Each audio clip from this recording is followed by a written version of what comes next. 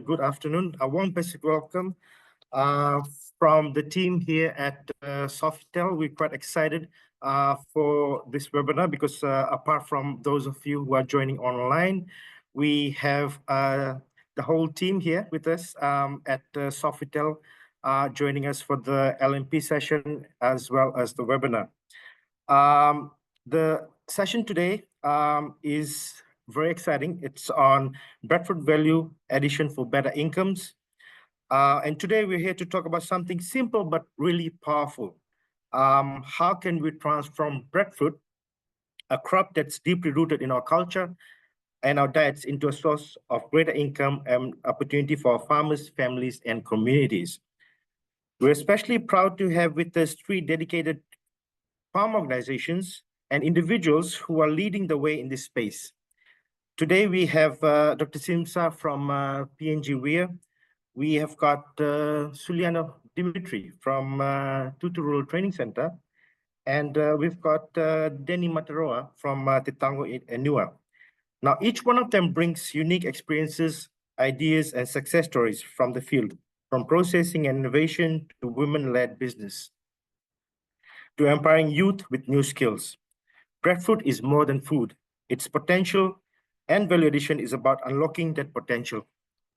Whether it's by making flour, snacks, frozen products, or even building small businesses around it. Today's session is not just going to be about listening, it's about learning from each other, asking questions, and sharing ideas. We'll also be using a few interactive polls, so get ready to participate and let your voices be heard. So to start off, what we'll do is we'll start with the interactive poll. So in your chat, you'll see a link to a Mentimeter poll. And those of us who are here joining us live, you can write down the answers on a piece of paper, and then we can share on it later. But the question is, which breadfruit product would you like to see most in your local shop? So for those of us who are joining us online, you can click on that link, and that will lead you to a Mentimeter website where you can share your answers.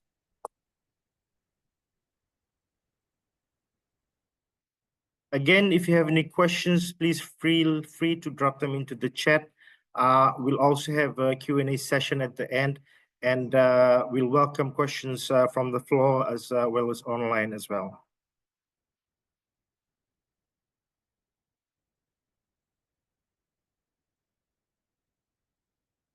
Thank you. So the first speaker that we have is Mr. Suliano Dimitri, who is the technical advisor at the Tutu Rural Training Center. And he would be speaking to us about breadfruit value chain and the impact that the value chain and the products that are produced by Tutu Rural Training Center has had an impact in the community. So I'll hand it over to Suliano. Thank you very much. Bulabinak, everyone. Listening to our presentation today, I was very fortunate to be part of the panel. And today I will talk on the topic that is Tutu Rural Training Center FORI project presentation. I will talk on the topic, on the theme, breadfruit value chain for better income.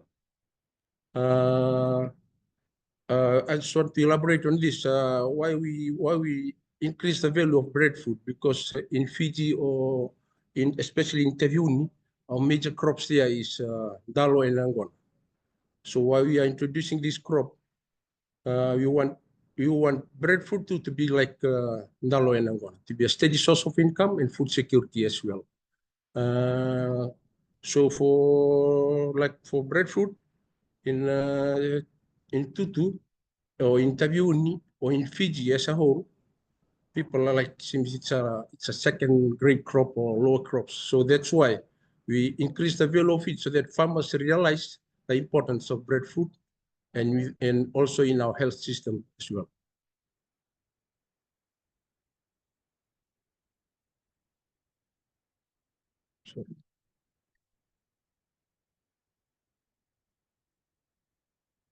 So My topic today is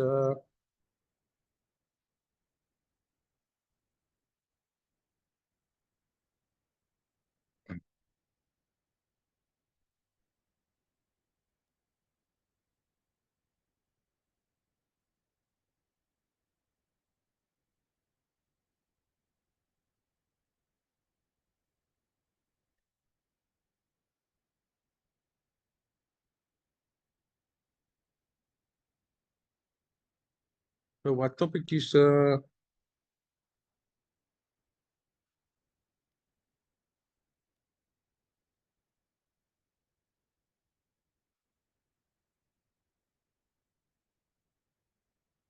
topic I will talk on this morning is processing innovation and local product development linking it to income generation for the grassroots.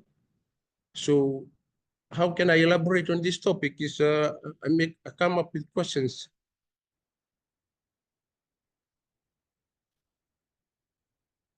like how can we make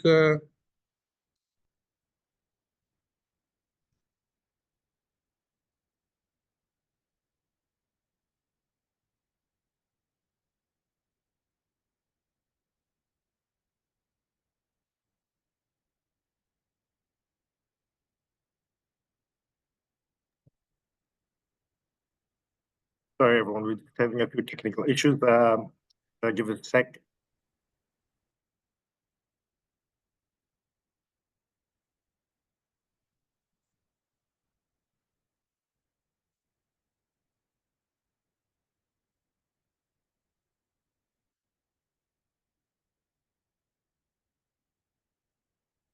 so the question to ask is how can we make the process and product of breadfruit look attractive and innovative to the grassroots and farmers.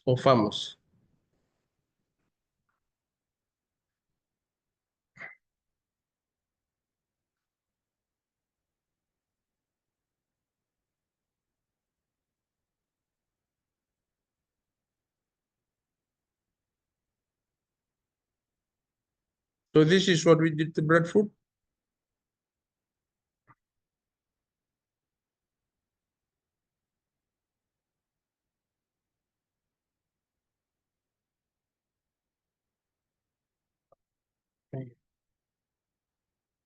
And how we make breadfruit to be attractive and the process to our grassroots. So that's like what I said in the beginning.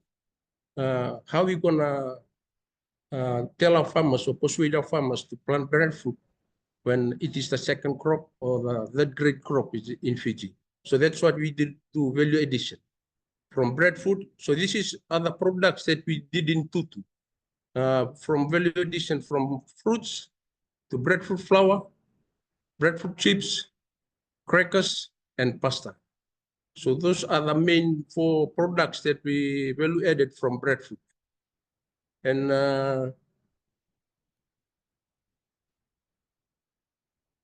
from breadfruit to breadfruit flour. So this is what we're trying to tell our farmers. Like fruits, if we sell it to the market at $1 per fruit.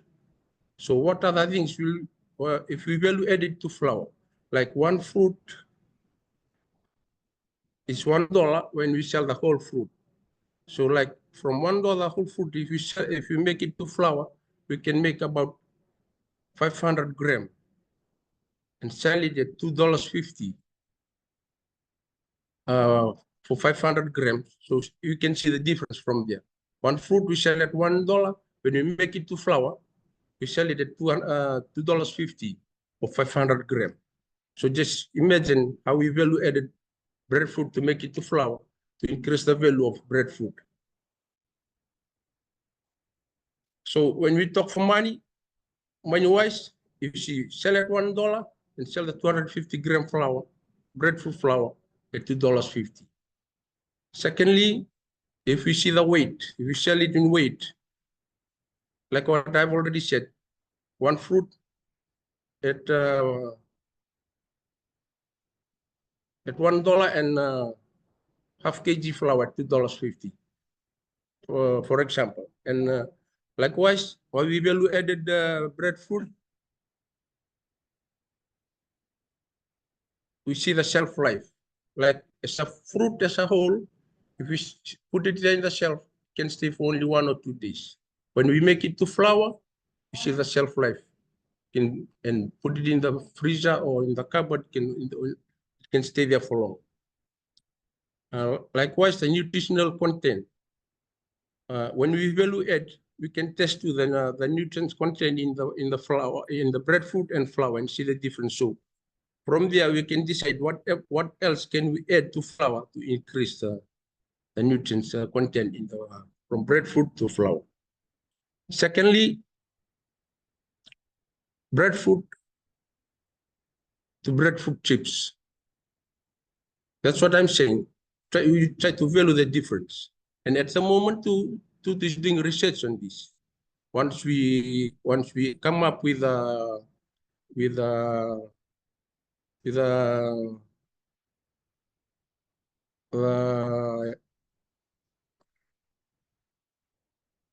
importance of breadfruit, then we're gonna confirm and make the manuals for it. And that product is from breadfruit to breadfruit flour, and from breadfruit flour, see the third stage of value adding breadfruit is breadfruit crackers and breadfruit pasta. So just see how we value add the breadfruit, from breadfruit to flour to crackers and to pasta. So those are some of the ways to is doing research on to try and confirm and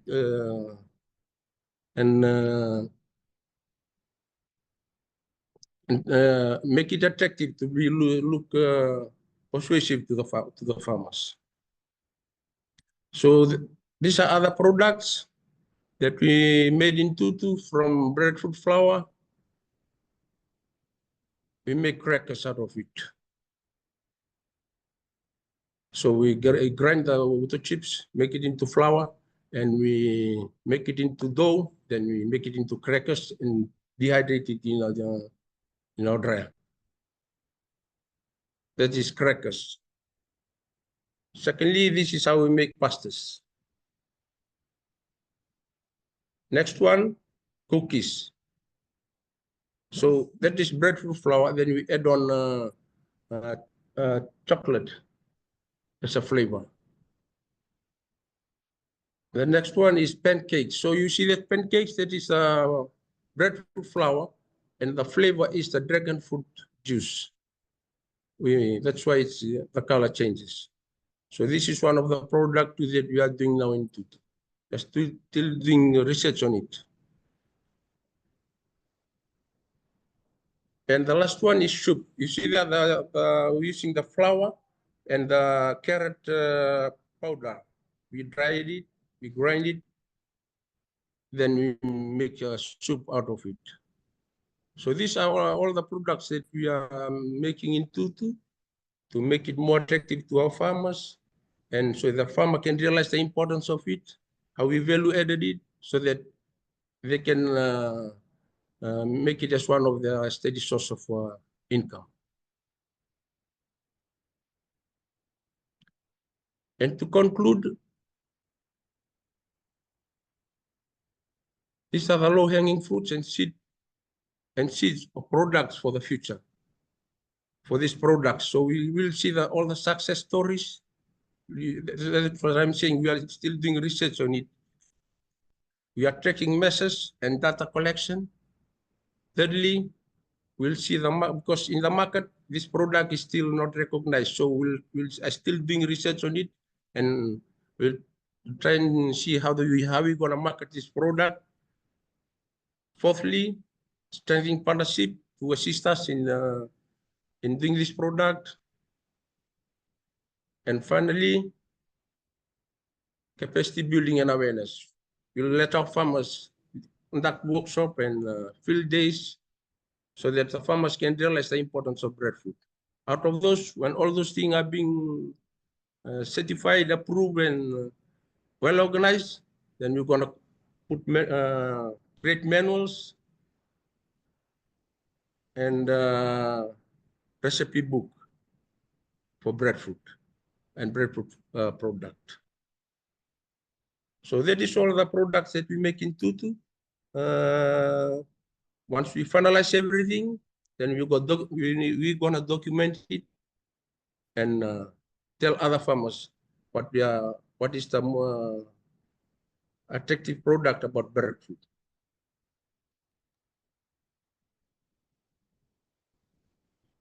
Any question?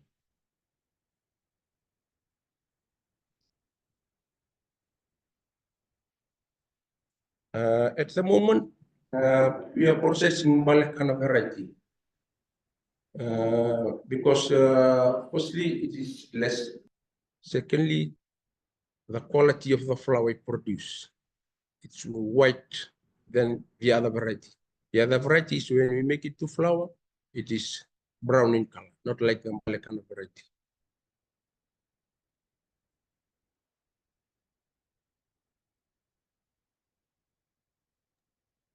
Well, thank you very much, Juliano, for that informative presentation.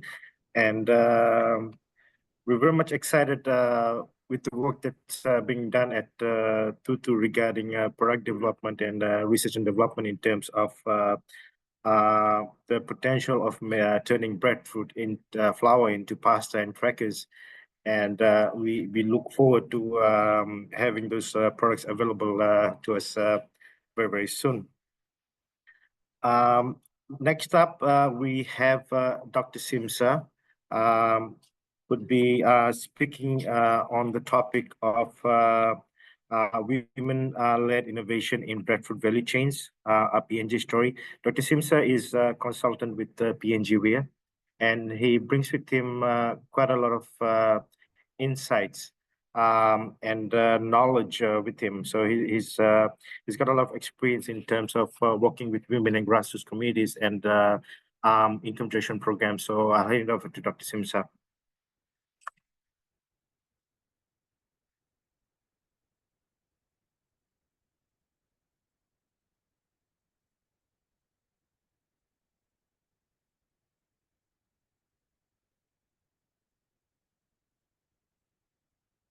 Well, everyone, it's a privilege to share our story from Papua New Guinea on women-led innovation in breadfruit value chain. The focus will be on empowering women and improving livelihoods through breadfruit.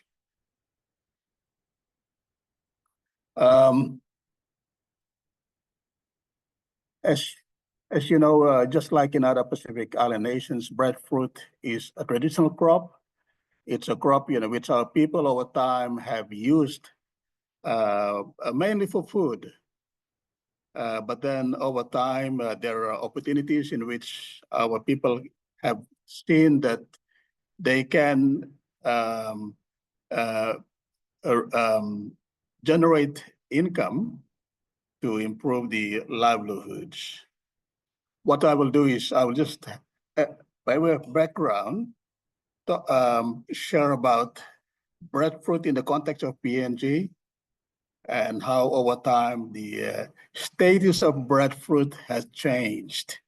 As I said earlier on, breadfruit being a traditional crop, but now is changing with the change of times and how people have seen the potential for breadfruit as an income source.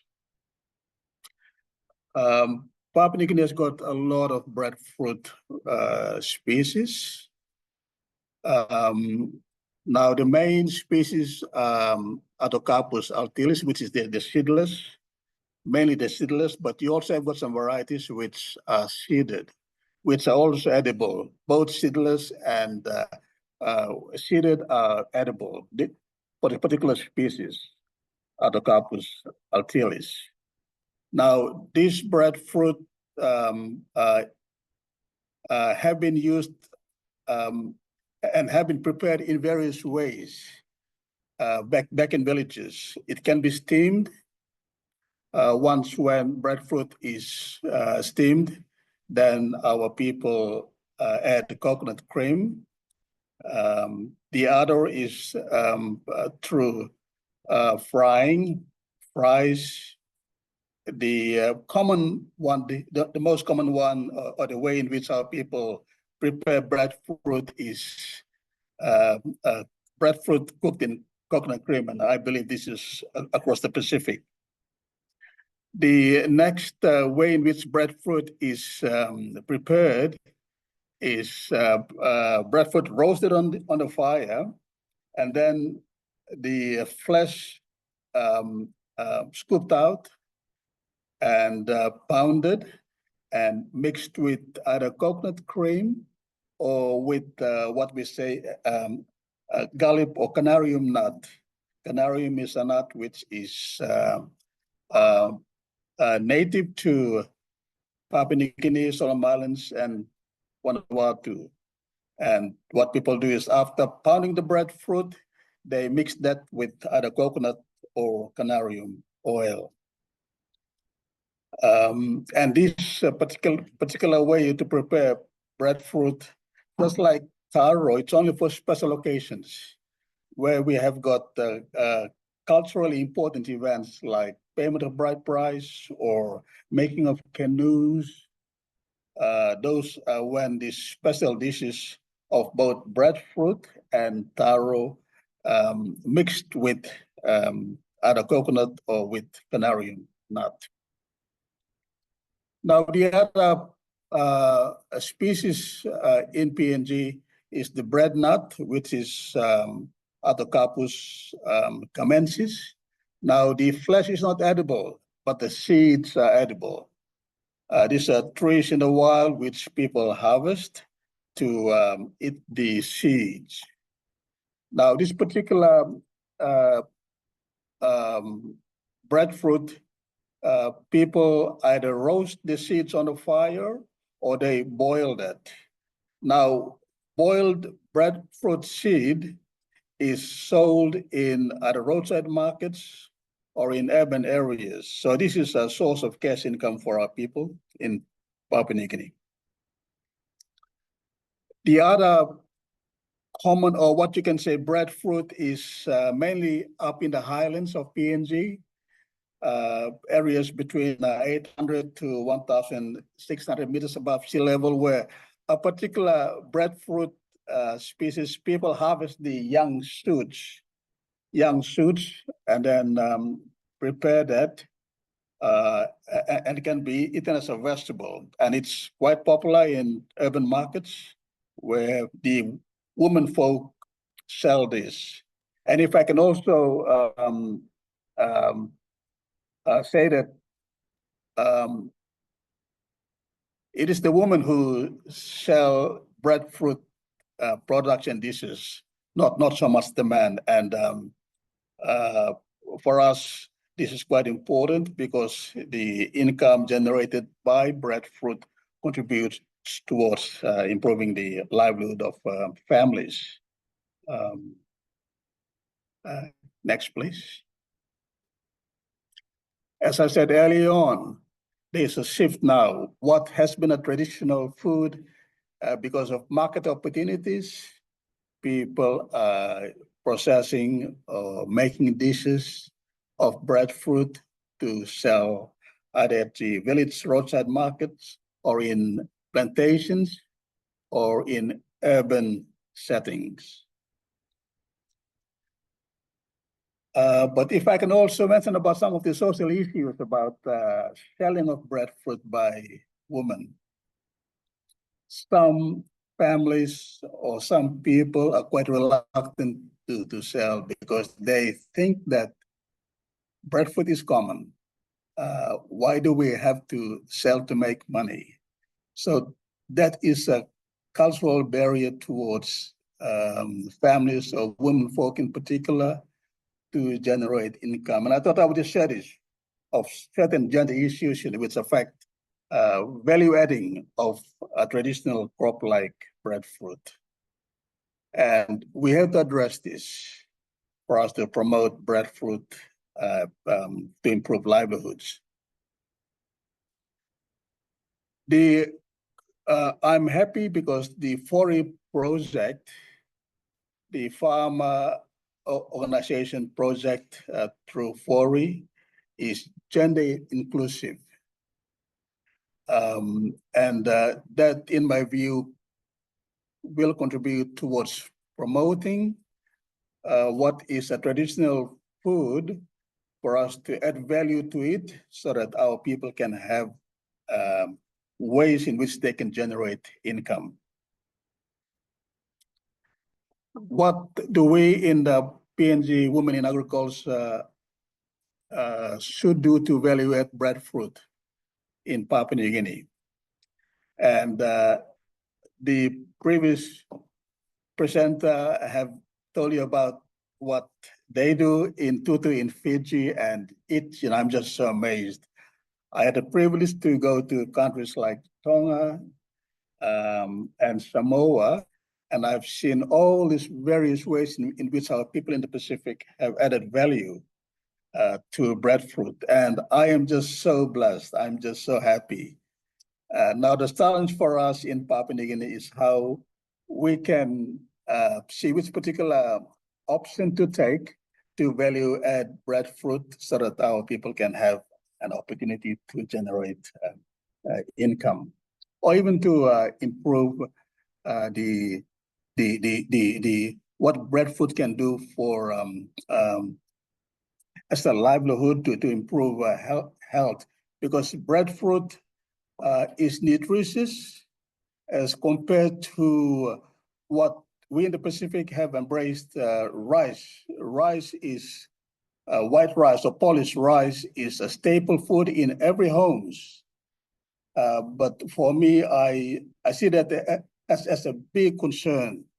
Our people in the Pacific must value local food, including breadfruit. Next, please. Now, these are some of the products which our people are currently using to prepare breadfruit. You have got steamed breadfruit, you have got fried breadfruit, and the breadfruit roasted on the fire for making pudding, coconut and canarium oil pudding on breadfruit.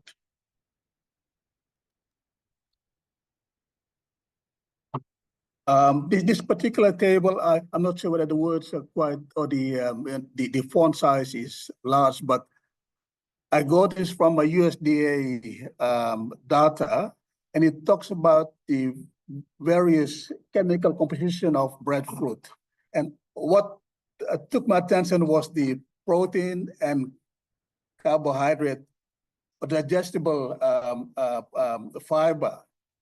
And I thought we should use this in Papua New Guinea to tell our children and to tell other people that, look, what is very popular in the communities, in villages, we must embrace that.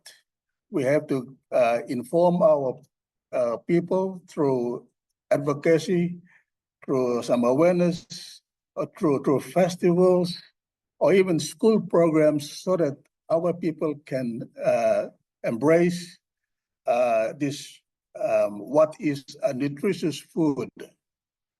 That is why I thought I would just show this data that our people should know about the role and how breadfruit can improve livelihoods. What's the way forward for us in Papua New Guinea? We have to document traditional uses. We have to document value adding. And as I mentioned earlier on, we can do this to promote breadfruit through festivals, through school programs, and other communication platforms, so that we can promote breadfruit, which is a noble crop, which is something in which a crop in which we must promote to promote the livelihood of our families, of our people. And at the same time, through value adding, our people can have ways to generate income. I'll end over here if you have any questions. Vinaka.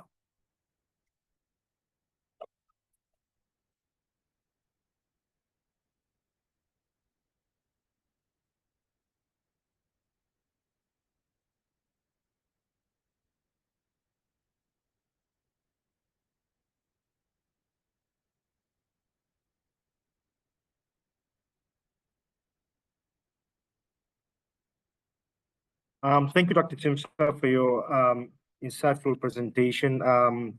It's really eye-opening to hear about breadfruit in the PNG context and the unique products that are manufactured traditionally in PNG and the markets that are available locally for these products. Before we move on to the next speaker, we have another interactive poll. So you'll find the link to the poll on the chat again. And the question is, what is your main interest in breadfruit? And so it could be anything from farming, processing, selling, research, but the question is, what is your main interest in breadfruit? And you'll find the link to the Mentimeter website on the chat.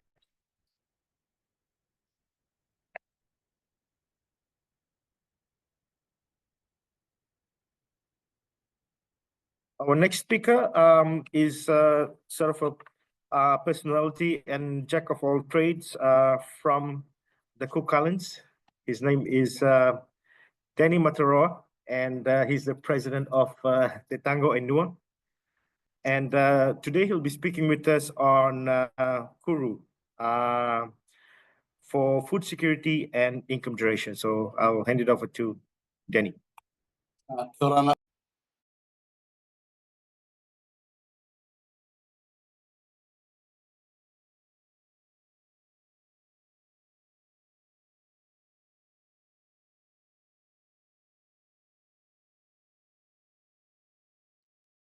No, there we go. Now you can hear me.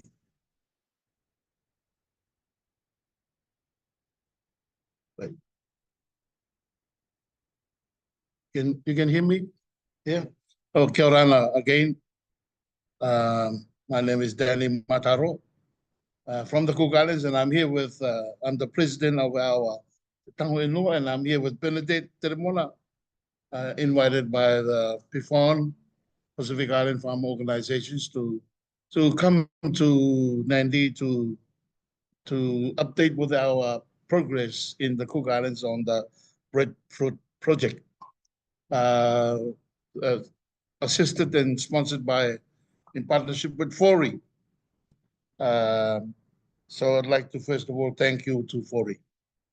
Thank you to the EU and our sponsors for helping with this program in 2022, just out of COVID, especially at a time when we, on our outer islands, they ran out of flour, and they were saying that they had no flour.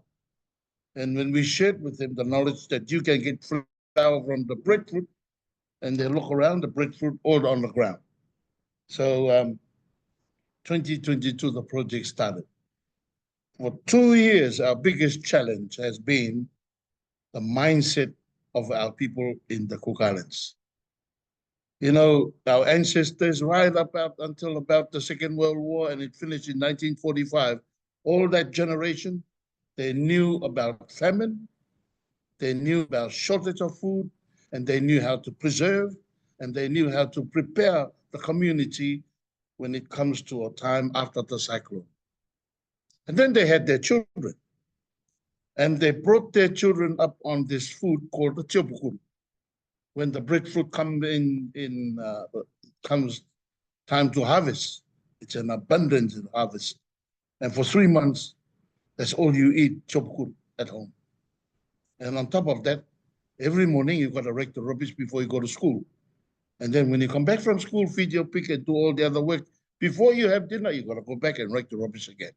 So this is the upbringing of my parents, and including me.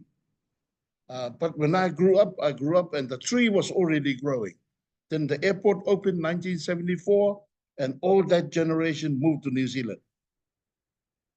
They got a job over there, they changed their mindset, and when they came back and they saw the breadfruit, they cut it all down, especially on the main island of Rarotonga.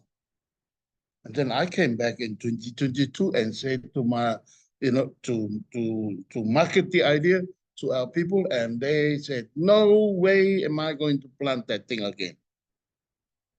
So we had a tough job trying to turn around to revitalize the idea of planting breadfruit again.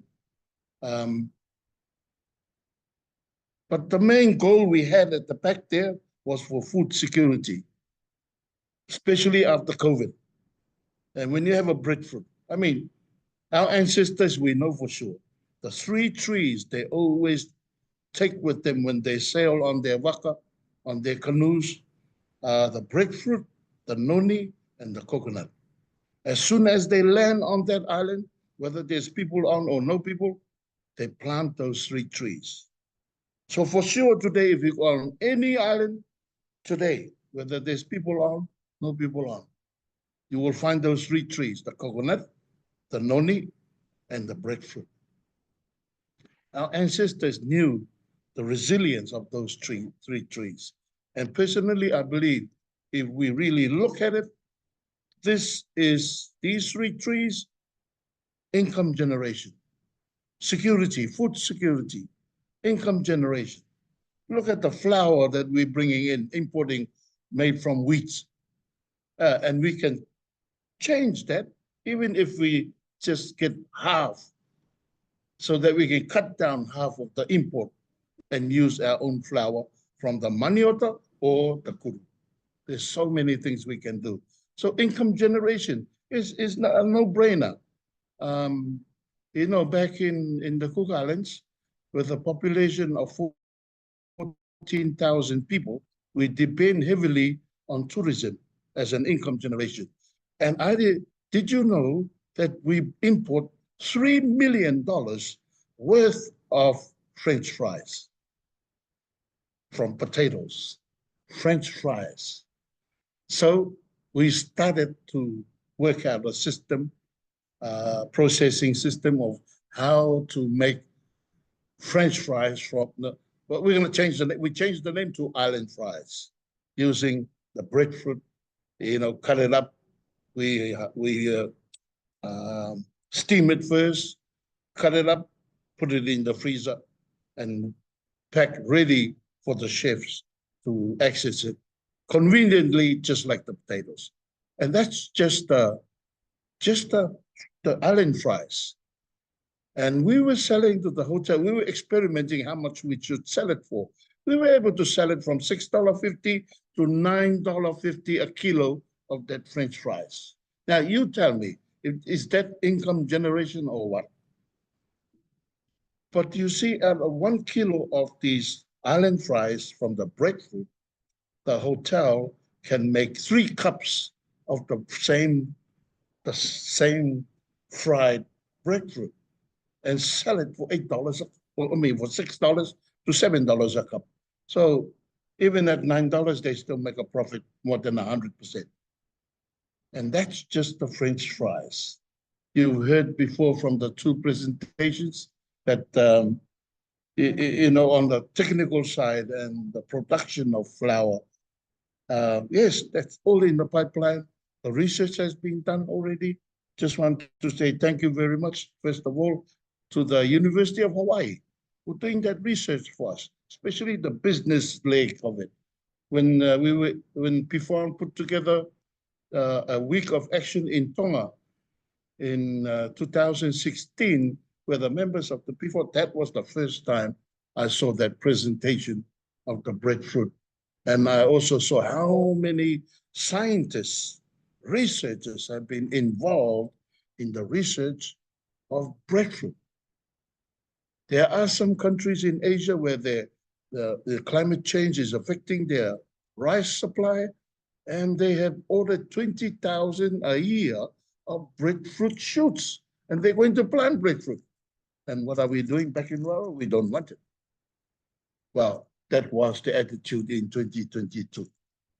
Since then, we've had the Breadfruit Summit that was held in 2023 in Rarotonga at the Edgewater Resort, where not only the members of the farm organization in the Pacific, there were also those scientists that I was mentioning to you from California, from Hawaii.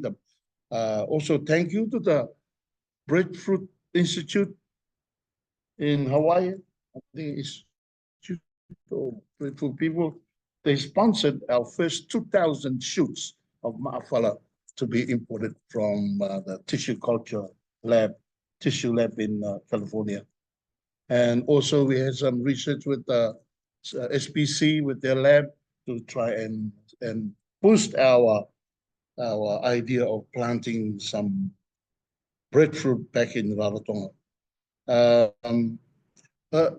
Now, when I say the problem of changing the mindset, mainly on the island of Rarotonga, but the outer islands, every home has a breadfruit tree. It's no brainer for them. They already planting because they know about isolation. They don't have the container ship go in there every month. In Rarotonga, that's where the container ship brings in the rice, the flour, and they're up to date with their foreign food. But not in the outer islands. Their shipping is slow and they depend heavily on these ancestral foods. So after the Breadfruit Summit in 2023, we've been doing some work and some research, and we've been publishing those research. And then together with the Ministry of, together with tourism, with Carla at Tourism and her team, and with the support from the Ministry of Culture and Education and Agriculture, together with the farmers, we went and we did this Takurua Festival. Takurua is actually a combination of culture, feast, celebration. When you go to a big event, Takurua is when we get together, activities during that, coming up to that event. So we have a bit of a presentation for you of what happened in those in that Takurua Festival. But before we give you the presentation, just want to help you think again. This is the breadfruit is healthy. It's healthy, low glycemic, slow release carbohydrate. There's so much benefit from it. And if you want to plant it, there's almost no input. Don't have to manure it. You just have to clean underneath. And you just trim it. You don't have to irrigate it because you the roots of the breadfruit go deep into the ground to look for the water.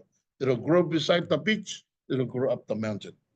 And anyway, so thank you very much for this opportunity, and let's have a look at our presentation. Hope you enjoy it.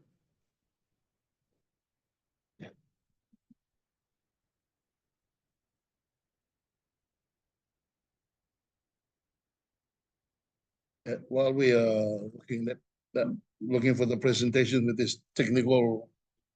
Well, thank you, Danny, for your presentation. While we're looking for the video, we have a question on the chat from Sergio. I hope you pronounce your name correctly.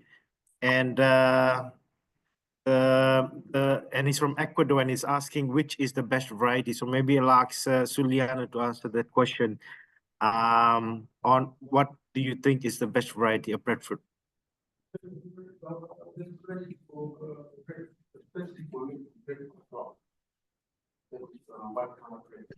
That is local variety BG, and especially the one usually taken. Breadfruit flour. First of all, it is seedless, and secondly, the color of the flower is rather than Muzo or other varieties. And also at the moment, we are still testing the shelf life of it. Compared to other varieties, Malacca is much better. If I can answer that also, Mohinish, I think it depends on where you are. In as much as we brought these new variety recommended to have the most highest nutritional value and is the most common in the Pacific, which is the ma'afala. We brought that in. But our idea is if you plant one imported variety ma'afala, you make sure you plant another one of the local variety. So we have two main local varieties that's very popular, and that's the Kuru Taichi and the Kuru Maori. The Kuru Maori is the big one, and the Kuru Taichi is also big, but it has some seeds in it, and the ma'afala no seeds.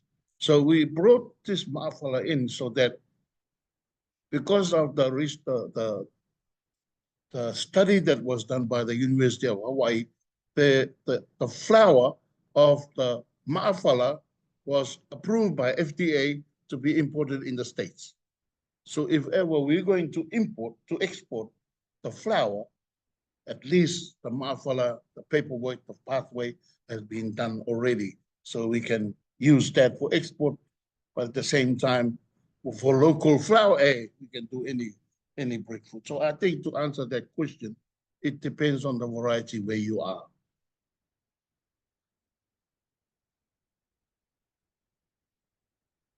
How's that with you? Thank you, Danny and Sulani, for your responses. I think we're having some technical issues with the video. So if you will open it up for question and answers to the floor and online as well. So if you have any questions, please feel free to go ahead and ask your questions. You can also drop your questions onto the chat, and we'll be more than happy to have the panelists answer them for you.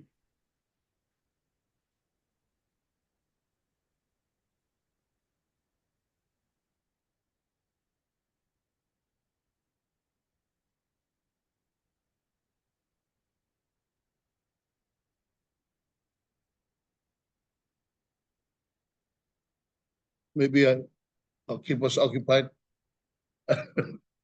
One of the biggest thing now, health-wise, is gluten-free. Gluten-free. The gluten-free market is humongous. We can't even tap into it, and the first question they're going to ask is, do you have enough? But that's something that we can, look at. But to be able to get into that market, we, as a farmer organization of the Pacific, has to coordinate, collaborate, and work together to be able to supply that market. But I just thought I'll bring that up, because the topic is, are we going to make some money? And that's actually a good question, because every time I encourage our people back home in the Cook Islands to plant breadfruit, the question they always ask is it worth it? Am I going to make any money out of it? Which is fair enough, because on Rarotonga, the biggest piece of land that you can get for farming that's available is 1 acre, and there's not many of them. But the common size of land is a 1/4 acre. So if you have one breadfruit tree on that 1/4 acre, where you plant all the kumara, the maniota, and the bananas, and a couple of coconut trees, that breadfruit tree will take over half of that 1/4 acre piece of land. So that's why they're a little bit hesitant when it comes to breadfruit, because of the land issue. But in the outer islands, that's not an issue. Not an issue.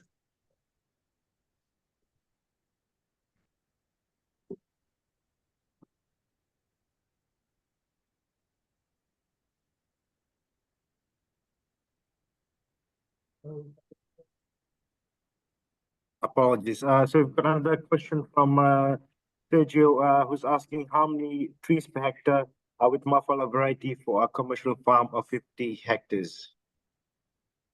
Maybe Danny, want to answer that question?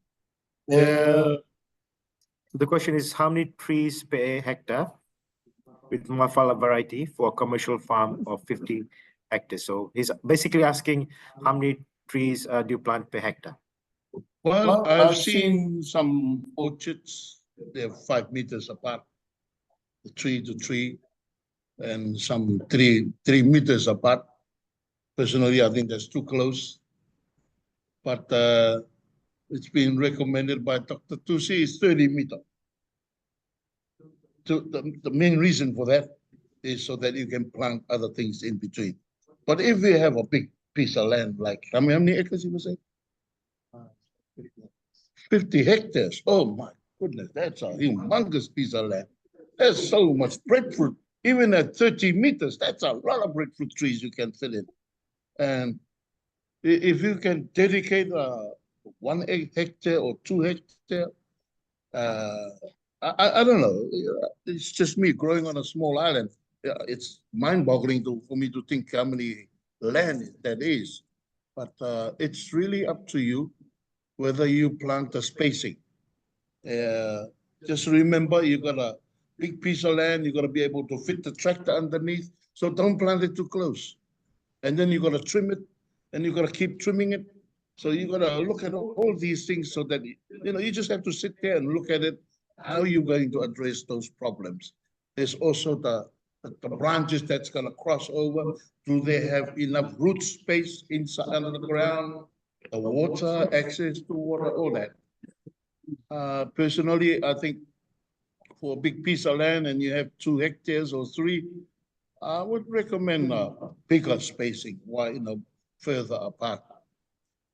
But I've seen some healthy kurutaiti trees. They were about 15 meters apart and growing beautiful. Enough canopy, enough room. Yeah. Thank you, Danny. Are there any more questions? Feel free.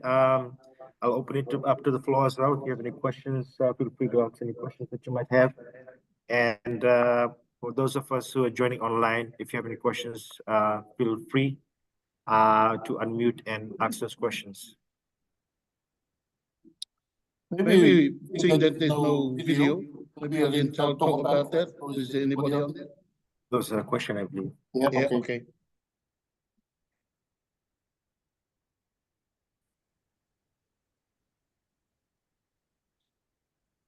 We have a question from the online participants.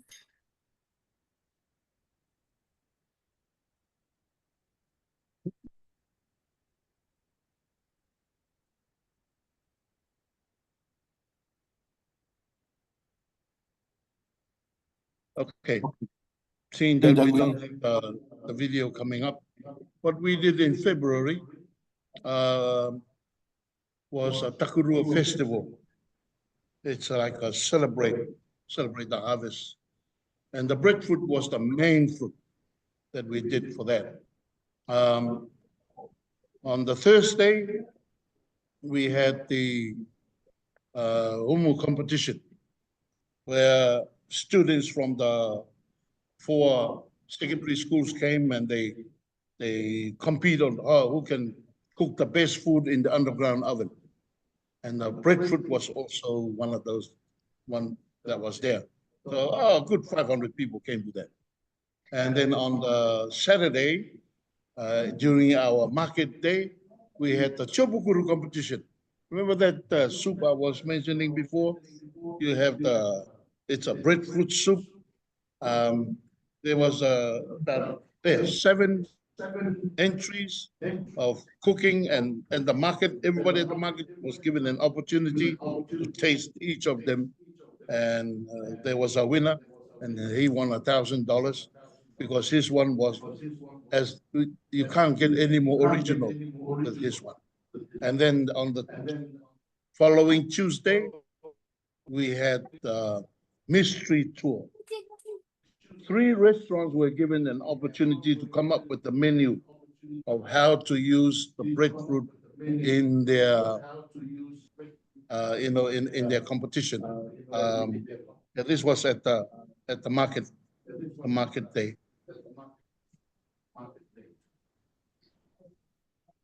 those that pink cupboard over there is where you put the balls in of who you think the winner is.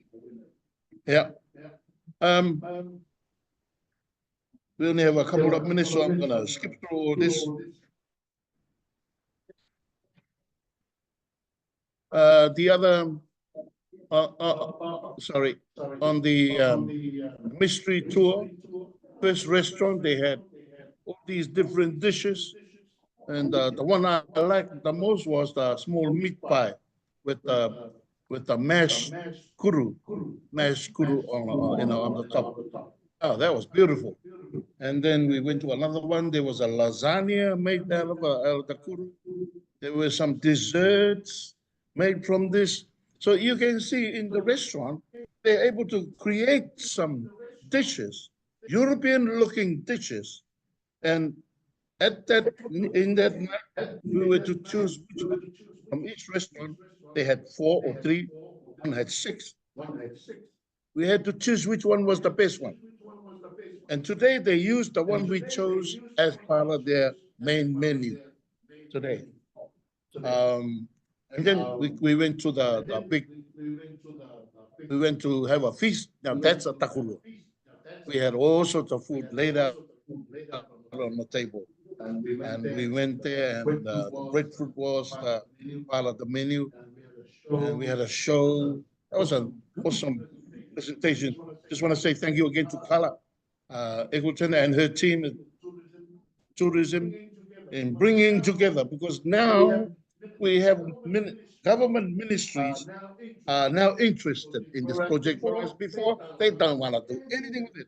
Not even our Ministry of Agriculture. It took them a while to be convinced to even talk about breadfruit. But now there's a combined effort now. They're working together with us, and we really appreciate that. As you can see, look at that. See? That's the meat pie with the kuru topping on top. There were 90 people who paid $90 each to come on that dinner. $90 each to come on that dinner. So that was an awesome night, that one. It was an awesome night. Tourists and also locals, mostly locals. I mean, not many locals paid $90 for dinner, but they came. They were, see, look at all the different dishes that we have over there. Kuru. And also I created some kuru croquettes, and it's going to have a few toppings on top of that as well too, with our fresh homemade popo salsa. And also our kuru rosti, some of it will be sashimi and some will be set tuna with my kari ruko as well too. And also my kuru lasagna. Everything that's been created is actually vegan and also gluten-free. My favourite is the kuru rosti. It's delicious, and I think I had it with the seaweed, which had lots of intense flavours, and the tuna sashimi on top was beautiful. What we're doing here is really experimenting with a different way of having kuru and very common type recipes like lasagna and like mash, and these are very common foods that our kids would easily eat. But to see it presented as a kuru, in the kuru, it's really exciting, and I think there's a lot of potential. Really is a lot of potential for us to include it in our future menus. And the final finale of the evening was at Tumutoa Tours in Aotearangi. We had 90 people on our Kuru Express go out to several locations, enjoyed the tastes of our local chefs putting together dishes that highlight the kuru in terms of a modern take on what you can do with the kuru, and then culminating with a final feast, a true takurua style traditional feast where we came together as family and we celebrated through food. And what a better way to bring our people together and to bring people together is through food. I didn't realize that kuru could be so versatile. You could do so many things with kuru, and now we've just ended here at Tumutoa Tours, and it's just been absolutely wonderful. They've just taken us back to takurua and what it actually all is, sitting and feasting on such a delicious meal. What a wonderful night.